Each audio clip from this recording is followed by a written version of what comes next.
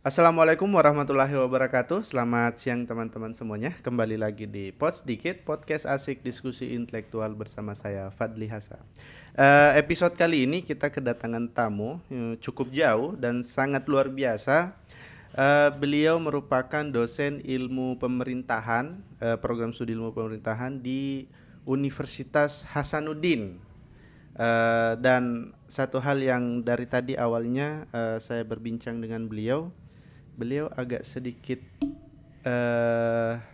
apa ya, tidak mau disebutkan title-nya. Wah, ini sangat luar biasa sekali. Jadi saya panggil Ibu aja, Ibu Indar Arifin. Selamat datang Ibu di Ya, studio kami. terima kasih. Selamat datang. Bagaimana kabarnya Bu? Alhamdulillah baik. Alhamdulillah baik ya. Sorong keren. Sorong keren. Ya. Wah, luar biasa. Nah, ini apakah pertama kali datang ke Papua Bu atau gimana? Sebenarnya sudah 2 kali. Ini kedua sudah yang kedua kali. kalinya ya. Tetapi ya waktu itu Papua Barat Daya belum terbentuk. Masih Papua Ya, Barat. Jadi Oke. ya sekarang provinsi terbungsu ya. Iya, Jadi ini provinsi keren baru, sekali. provinsi baru. Oke, ini untuk pertama kali datang ke Papua Barat Daya. Oke, tapi Sorong yang kedua. Sudah 2 kali ya. Oke. Nah, agendanya apa nih Bu? Datang ke Sorong. Sebenarnya diundang oleh Pak PJ Gubernur. Oh, yang acara Iya kemarin di betul. ACC Beliau ya. kan Oke. dari pemerintahan juga.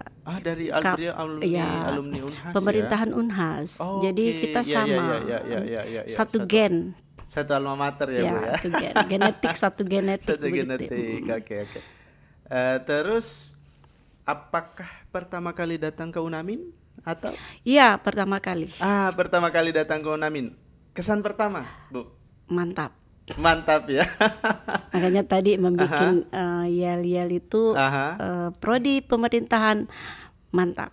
Oke, prodi pemerintahan mantap. Karena kebetulan kami di Unamin juga memang punya program studi ilmu pemerintahan. Ya. Salah satu program studi yang sudah cukup lama, Bu, di Unamin ini. Ya. Nah, hari ini kita akan membahas karena ibunya mungkin ahlinya sudah di bidang ilmu pemerintahan. Iya.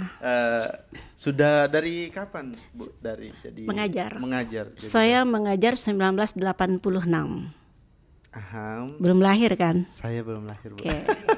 Jadi ya menjadi mahasiswa pemerintahan itu 82, Oke. 83, 84, 85 dulu kan ada S2 ya. Iya, Jadi kita iya, 86 iya. itu selesai, 87 mengabdi. Jadi sudah jadi dosen. Oke. Terus sudah itu sepanjang waktu itu kita kuliah menambah ya. Iya. Sampai doktor. Jadi doktornya udah 20 tahun yang lalu lah. Oh, Ya, oke. Dan 20 tahun. mengajar udah 35 tahun lebih.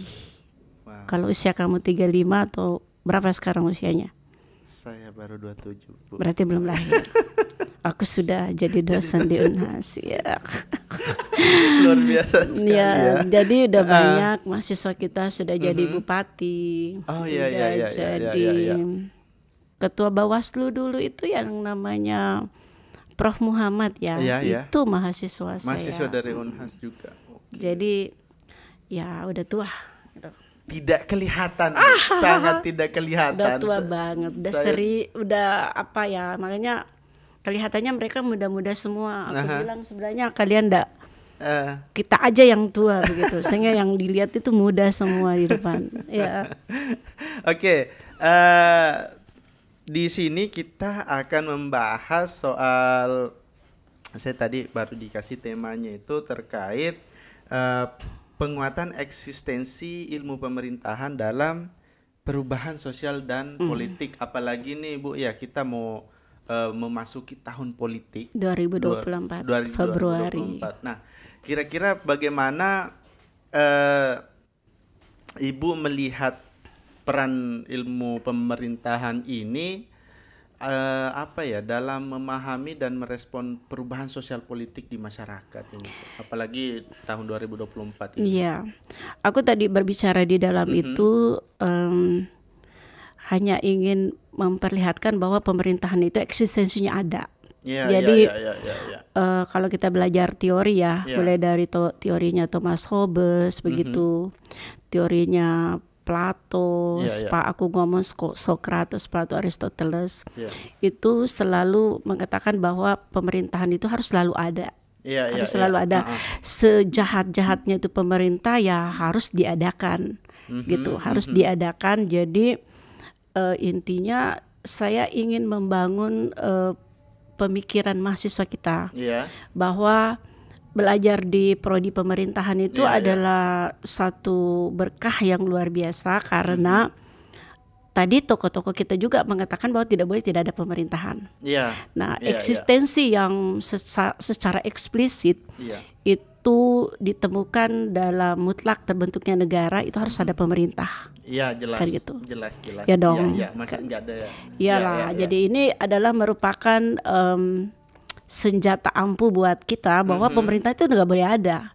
Iya. Nggak boleh tidak ada gitu, harus ada meskipun ada banyak pandangan yang tentu saja mengandung sebuah proses dialektika bahwa sebenarnya pemerintahan itu tidak penting. Sebut aja misalnya Max Weber, Karl Marx begitu ya.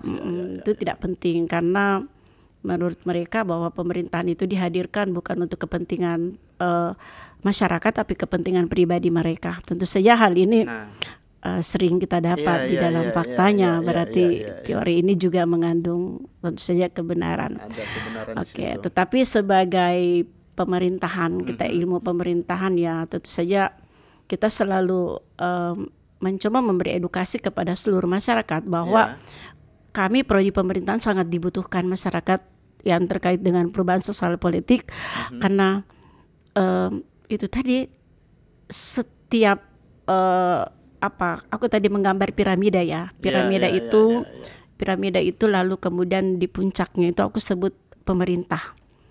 Jadi malah aku mengatakan bahwa kalau seandainya kita memiliki simbol di pemerintahan itu simbolnya sebenarnya segitiga, di mana kita mengajarkan kepada anak-anak kita bahwa nanti kalau menjadi alumni di sini harus jadi orang yang duduk di piramida teratas itu. Kalau piramida teratas itu kita sebut sebagai organisasi pemerintahan, maka setidaknya mereka harus jadi pemerintah. Nah, kenapa? Karena kita kan banyak sekali mempelajari hal-hal terkait dengan cara mengurus negara, gitu kan? Gitu ya. Nah, tadi aku tanya mahasiswa, apa yang ada di benak kalian, di dalam pikiran kalian, ketika mengambil prodi ini? Tetapi ada macam-macam jawaban, tapi tak satu pun ada jawaban yang mengatakan bahwa kami ingin jadi pemerintah, kami ingin duduk di kursi number one, gitu. Jadi kami ingin mengajarkan kepada mereka bahwa rebut kursi ini.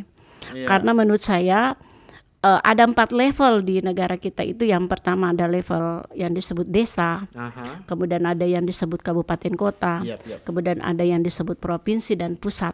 Semuanya ini sebenarnya lapangan kerja buat kita. Karena hampir seluruh mata kuliah yang kita pelajari itu sebenarnya membahas tentang bagaimana mengelola barang ini gitu. Gitu. Jadi kalau Anda tadi mengatakan pentingkah, ya penting sekali.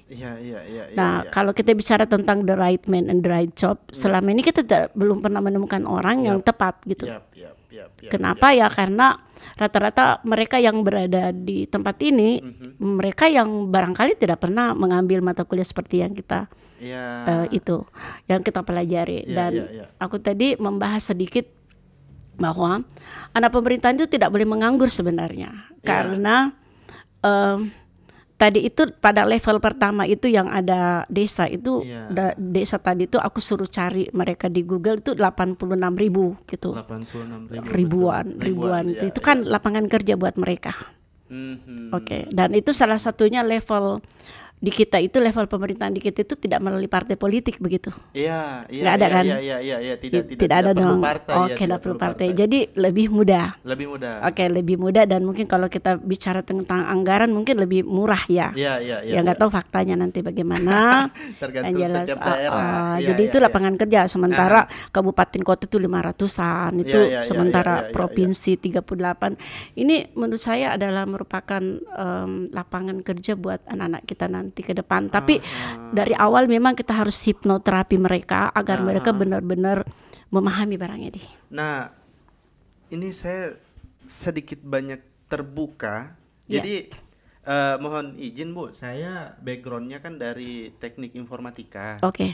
Jadi memang masih agak sedikit tabu lah dengan jurusan ilmu pemerintahan ini. Nah, kadang-kadang saya berpikir apa sih di situ yang dipelajari? Ya di itu situ? tadi, situ aja kan bingung. Iya. Makanya pas Apalagi orang awam. Nah ini, gitu. Nah pas Ibu tadi menjelaskan, saya langsung,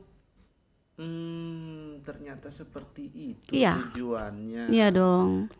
Iya. Intinya begini, di dalam prodi itu kan kita mengajarkan leadership, kepemimpinan. Jadi di mata kuliah kita itu ada diajarkan bagaimana memimpin, bagaimana menjadi orang yang memiliki pandangan ke atas, pandangan ke depan, maksud saya pandangan ke depan, memanage organisasi, itu semua dipelajari. Ada juga desa, kita belajar tentang desa, kita belajar tentang otonomi daerah, kita belajar tentang desentralisasi, kita belajar sistem pengawasan dan pengendalian pemerintah, kita belajar tentang perbandingan pemerintah di seluruh dunia.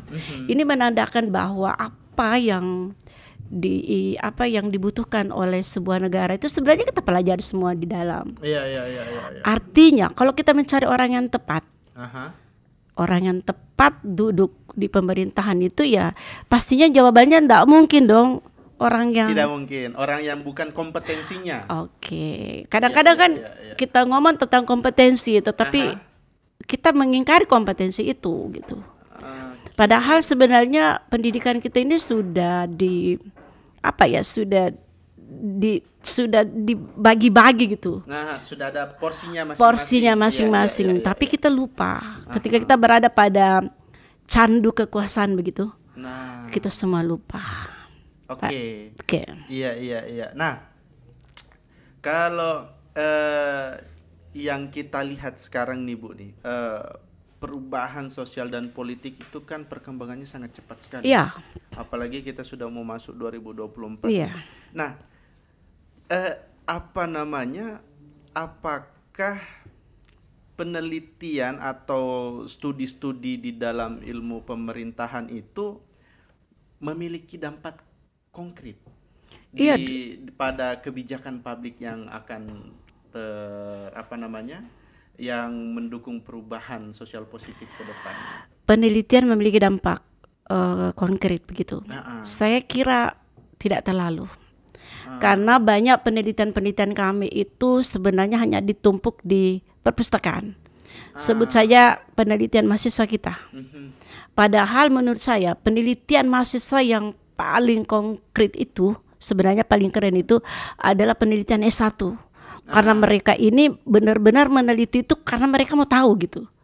Harusnya penelitian mereka ini dijabarkan oleh pemerintah. Contoh kita sebut aja gini tentang apa yang kira-kira contohnya ya. Kan bicara tentang apa ini tadi pemilihan 2024 pemilihan pemilu, Contoh kemudian misalnya dampak politik dinasti misalnya. Itu banyak mahasiswa yang meneliti banyak. Tapi kan tidak pernah dibuka. Jadi konkretnya kalau bicara tentang konkret daripada hasil penelitian kita rasa-rasanya enggak. Kenapa? Karena rata-rata maaf saja ya, pengambilan keputusan di tingkat pemerintah itu biasanya kita ada nama di situ tapi tidak pernah dipanggil untuk. Oke. Nah, jadi kalau misalnya seperti itu Bu, nah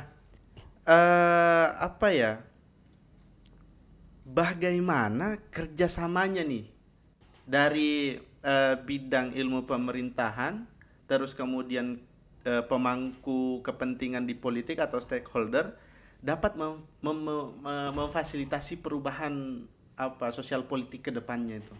Saya kira begini, itu kan sebenarnya tugas lembaga dua lembaga ini. Iya. Saya sebagai dosen misalnya contoh. Iya. Bu Indar itu sebagai dosen, ya kita kan ada Tridharma perguruan tinggi. Iya, betul. Ya, betul. Bu Indar keliling aja riset begitu, riset bebas Iya, gitu, iya, terus iya. bikin jurnal gitu. Iya. Tapi kan tidak terlalu kuat. Tapi kalau lembaga bekerja sama dengan lembaga, sebut aja misalnya prodi pemerintahan, bekerja sama dengan Pemda di sini untuk membuat sebuah peraturan atau bekerja sama dengan pusat kalau memang kebijakannya pusat begitu. Ya terkait dengan politik misalnya, ya itu tadi contoh ya, misalnya baliho. Iya. Oke. Kita ngomong baliho ya. Atau segala yang terkait dengan iklan-iklan politik yang ada di di politik ini, yang di masyarakat kita ini menjelang 2024. Itu kan biayanya mahal. Iya, betul. Sebenarnya satu kebijakan aja loh. Jadi kita ini sebagai intelektual di kampus ini sudah galau sebenarnya bahwa itu sebenarnya sepenting apakah itu barang. Iya.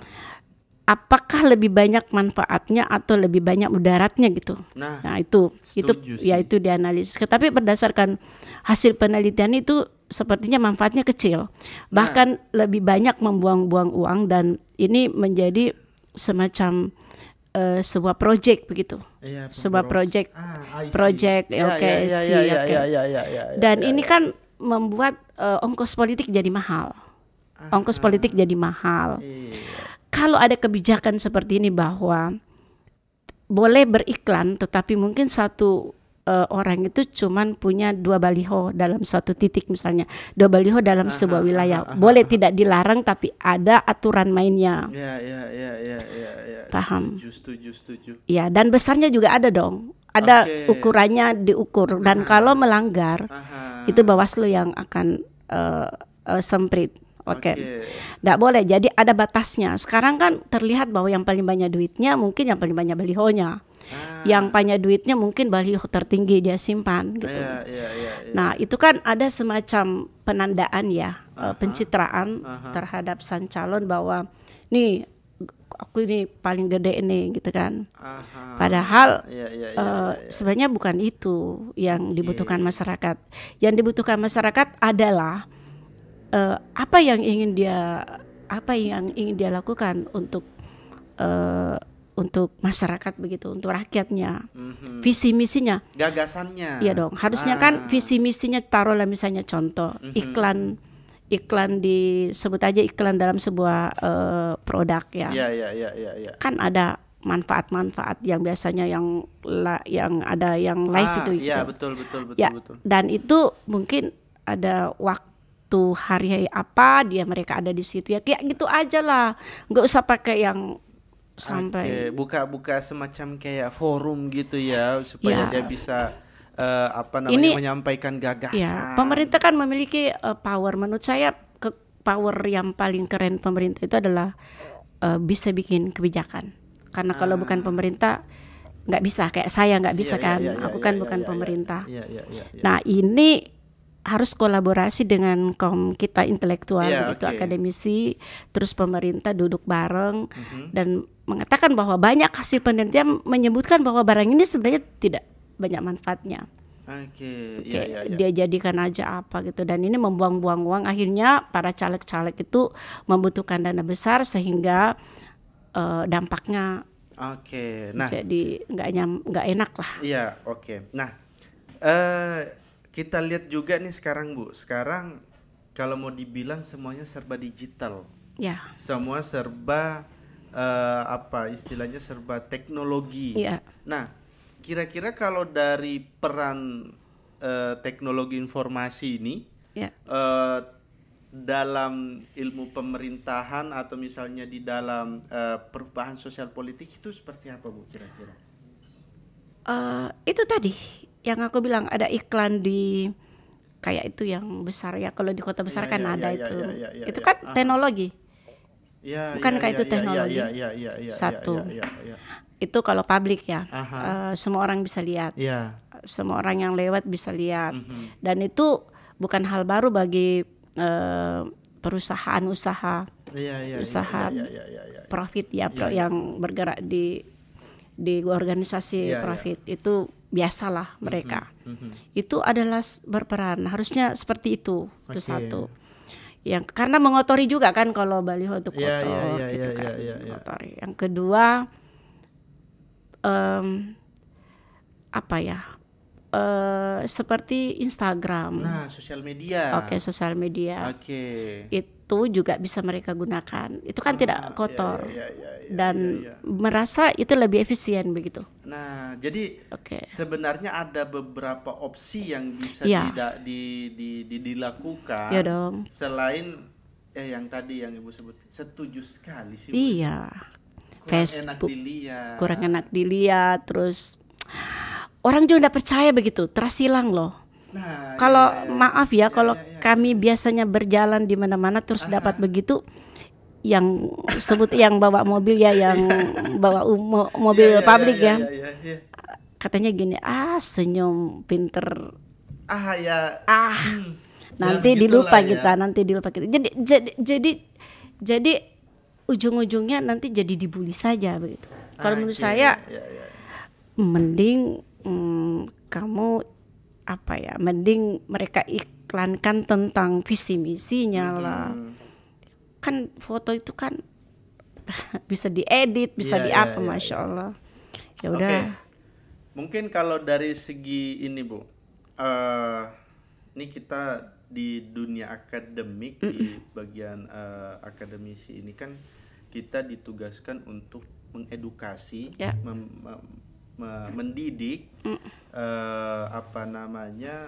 agent of change yang tadi Ibu sampaikan juga, terus kemudian untuk kedepannya bagaimana. Nah, kalau misalnya di bidang ilmu pemerintahan, itu langkah-langkah apa yang dilakukan untuk mempersiapkan, kalau kita mau bilangnya kan ini calon-calon pemimpin masa depan ini di dalam jurusan ilmu pemerintahan ini. Nah, langkah apa Bu yang dilakukan untuk mempersiapkan pemimpin masa depan kita ini? Ya itu tadi kita misalnya tadi seperti tadi kita silaturahim di dalam itu adalah sebuah pemberian edukasi yang hanya butuh 2 jam.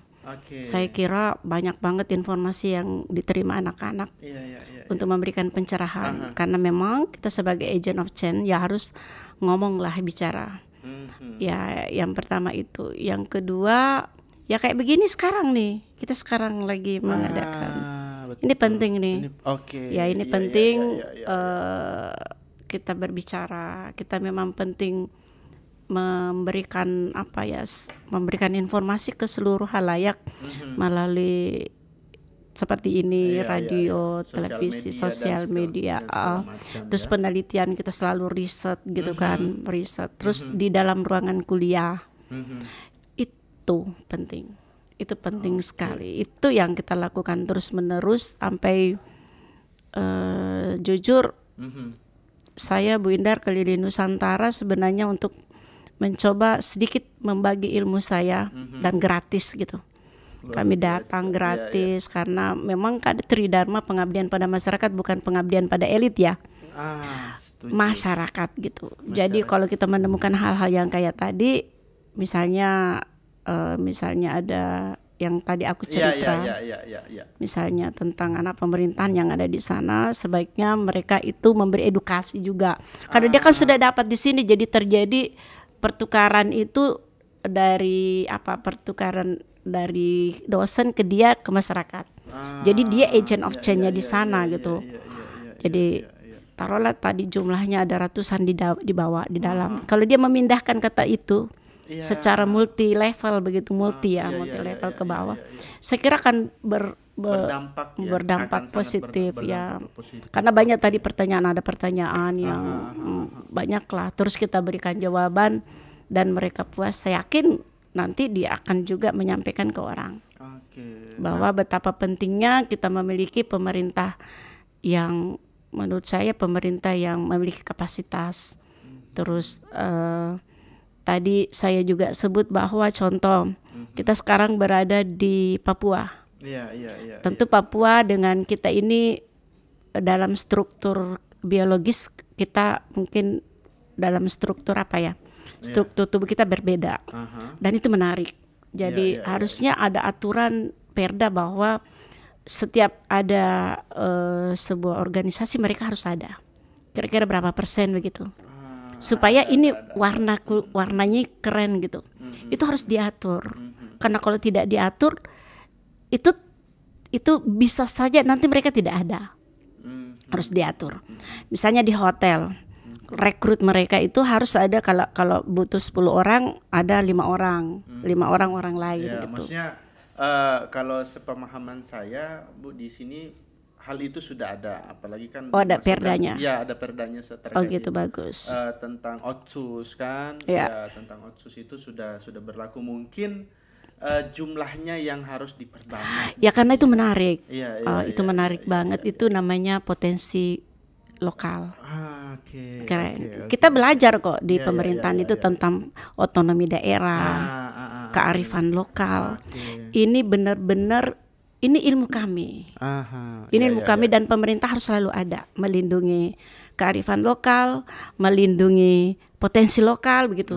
Misalnya potensi wilayahnya, contoh Oke. makanan pokoknya misalnya sagu. Iya. Sagu ini harus dilindungi. Sampai sejauh itu. Iya dong. Karena menurut saya setiap wilayah itu Tuhan ciptakan memiliki potensi. Iya. Oke. Iya. Contohnya Jepang. Jepang itu makanan pokoknya kan bukan beras. Belanda juga bukan beras. Iya. Jadi setiap manusia itu sebenarnya setiap wilayah itu punya potensi wilayah di mana di situ nanti menjadi bagian dari makanan pokok mereka. Jadi harus dilindungi. Oke, itu harus dilindungi semua. Makanan-makanan khas mereka itu harus dilindungi. Pemerintahan harus ada di situ. Karena gini, kalau pemerintah tidak ada di situ mereka bisa punah. Setuju. Oke. Setuju. Keahlian tenun. Keahlian tenun itu skill.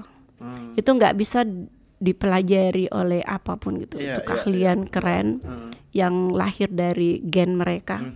Itu harus dipelihara dan itu akan menjadi jualan yang mahal dalam tanda kutip. Oke, iya.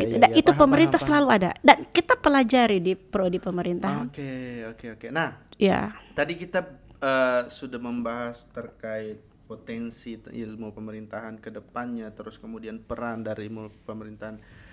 Tentunya kan harapan kita ke depannya itu bidang ilmu pemerintahan ini akan berdampak positif, Ya. akan memberikan manfaat-manfaat yang luar biasa bagi masyarakat ataupun stakeholder yang terjun di bidang itu. Ya Nah, dong. kira-kira ini kan kita tidak pada realitanya kan tidak mungkin apa yang kita harapkan itu bisa berjalan lurus-lurus begitu saja, Bu, ya. Ya, oke. Pasti akan ada tantangan-tantangan atau hambatan-hambatan yang akan ditemui. Ya. Kira-kira tantangan apa yang akan dihadapkan dengan bidang ilmu pemerintahan ini ke depannya, Bu? Kira-kira. Wow. Kurang lebih jawab pertanyaannya tadi sama yang ada anak-anak di dalam tadi. Indonesia ini sudah usia 70-an ya. 70-an Tapi tahun lebih, ya. menurut mereka kita belum menemukan orang yang tepat di dalam memimpin pemimpin pemerintahan. Ya, tentu menjawabnya tidak segampang itu. Iya. Karena kemudian aku menggambar tadi bahwa menggambar lingkaran pertama itu politik. Jadi dia di atas politik, lalu kemudian di bawah negara, lalu di bawahnya negara ada pemerintah, di bawah pemerintah ada birokrasi, di bawah birokrasi ada manajemen, di bawah manajemen ada kepemimpinan, di bawah kepemimpinan ada human relation, pengambilan keputusan, di dalam pengambilan keputusan ada human relation, di dalamnya juga ada manusia. Jadi manusia adalah sumber titik molekul terkecil lah kalau kita sebut molekul ya. Maksud saya begini. Aku mengatakan begini, tidak segampang itu. Jadi nggak segampang itu, kompleks ya banget. Jadi kalau kita bertanya bagaimana, nah kita harus perbaiki semua dong. Mulai dari politiknya tadi sampai ke molekul terkecil tadi. Nah, aku mengatakan bahwa begini, politik yang baik akan melahirkan pemerintah negara yang baik. Jadi kalau politiknya buruk, akan pasti melahirkan negara yang buruk. Politiknya yang buruk misalnya money politik apa segala macam. Terus itu yakin karena orang-orang yang masuk di wilayah negara ini melalui proses ini dong semua. Oke. Jadi jika politik buruk maka negara buruk. Jika negara buruk maka pemerintah buruk. Di setiap lapisan itu akan berpengaruh. Iya dong. Ini sistematik gitu. Kalau kita bicara negara itu sistematik. Nggak bisa kita jawab dengan simsalabim ada kadabra, nggak bisa. Jadi kita harus siapa yang salah. Aku nggak menyebut siapa yang salah bagaimana caranya. Kita harus kompleks itu ilmu pemerintahan super teratur. Jadi kita bicara tadi pemerintah yang kalau politik buruk maka negara buruk. Negara buruk pemerintah buruk. Pemerintah buruk birokrasi buruk. Birokrasi buruk manajemen buruk. Karena manajemen buruk. Manajemen buruk ya karena kepemimpinan buruk. Kepemimpinan buruk karena pengambilan keputusannya buruk. Keputusannya buruk, human relationnya buruk. Manusianya buruk. Jadi itu lingkaran itu sistematik. Jadi kalau mau bagaimana caranya diperbaiki semua ini. Salah satu tadi cara kita sedang memperbaiki. Pendidikan itu menurut Auguste Comte itu adalah sebuah jalur di mana jalur yang sangat ideal untuk memperbaiki manusia adalah pendidikan. Tapi karena ironis gini, ini anakku. Aku tadi sebut kepala desa ya. Banyak desa-desa itu yang dipimpin oleh orang yang sebenarnya tidak terlalu tinggi, tidak sekolah gitu. Tidak kompeten ya, tapi dia hanya tokoh masyarakat. Tapi kan harusnya mereka yang paham lah, karena kita juga belajar desa ya. Aku berharap anak-anak mereka yang sudah kita didik mungkin butuh beberapa generasi lagi, mungkin 5 tahun ke depan atau 10 tahun ke depan, otomatis kan akan terjadi pergantian. Jadi kita mulai dari sini dulu. Kita mulai dari sini. Nggak apa-apa kalau generasi sekarang kan memang ya udahlah, nggak ada sudah dan nggak bisa lagi. Tapi ketika kita mengajar, kita berharap mereka ini ke sana gitu. Setuju. Mereka ke sana gitu. Mereka ke sana dan kita arahkan ke sana. Tugas kita tuh mereka kita arahkan ke sana. Dan dia akan menjadi agent of change di sana. Untuk memperbaiki. Dia perbaiki politik kalau misalnya dia jadi caleg. Ya kan begitu. Dia perbaiki. Terus kalau dia sudah terpilih menjadi anggota legislatif, dia membuat pengambilan keputusannya bagus gitu kan. Pasti. Jadi itu sistematik gitu. Jadi sistematik, nggak bisa kita mengatakan bahwa ya ini salah atau ini benar. Oke. Saya sangat-sangat tidak terasa Ibu, ini kurang lebih kayaknya sudah hampir 30 menit kayaknya nih, karena saking serunya kita. Iya memang kalau membahas begitu kan 2 jam loh. Efektifnya sebuah pertemuan itu 2 jam. 2 jam ya. Kalau kurang udah sempurna. Kalau lebih juga membosankan. Nah, ini 120 menit. Iya, setuju. Nah, karena kita dibatasi waktu, mohon maaf Bu, mungkin pesan kepada teman-teman khususnya mungkin mahasiswa di lingkungan UNAMIN untuk kedepannya seperti apa, khususnya mungkin di bidang ilmu pemerintahan ataupun secara umum.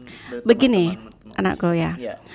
Ilmu pemerintahan itu umum, semuanya mulai hidup dan mulai hidup sampai matinya orang dia bahas. Semua dinas-dinas itu bagian kita tuh. Semua umum. Umum ya. Pokoknya semuanya. Jadi pesan saya adalah bahwa belajar baik-baik. Belajar baik-baik, dan saya rasa universitas ini adalah merupakan anugerah buat masyarakat Sorong. Anugerah besar gitu, anugerah besar. Dan saya juga mengatakan bahwa Universitas Muhammadiyah itu sebenarnya adalah penggagas pertama di dalam peletakan batu pertama pendidikan di Indonesia melalui Kiai Ahmad Dahlan. Itu aku tadi sudah ngomong sama Pak Rektor. Berarti bersyukurlah semua masyarakat Sorong karena ada Universitas Muhammadiyah di sini. Artinya belajar baik-baik, apalagi ilmu pemerintahan itu mempelajari semua yang kita bahas tadi. Mulai dari cara mengelola desa, cara mengelola. Yang tadi saya sangat tertarik itu Bu, yang soal lapisan itu, mulai dari politik sampai manusia. Itu sangat. Saya di situ yang saya oh gitu ya. Iya, kompleks gitu. Ya, kompleks. Berlapis-lapis. Jadi, tapi dia menjadi satu kesatuan gitu. Jadi nggak bisa disalahkan si A si B si C, karena kita berbicara kolektif begitu kan. Jadi nggak bisa. Jadi kalau bagaimana cara memperbaiki, ya caranya tuh kayak tadi. Kita sedang melakukan sudah melakukan tindakan benar tadi. Oke. Baik Bu, Ibu Indar Arifin, terima kasih banyak Sama-sama. sudah datang ke studio kami. Terima kasih banyak sudah memberikan insight-insight yang sangat luar biasa.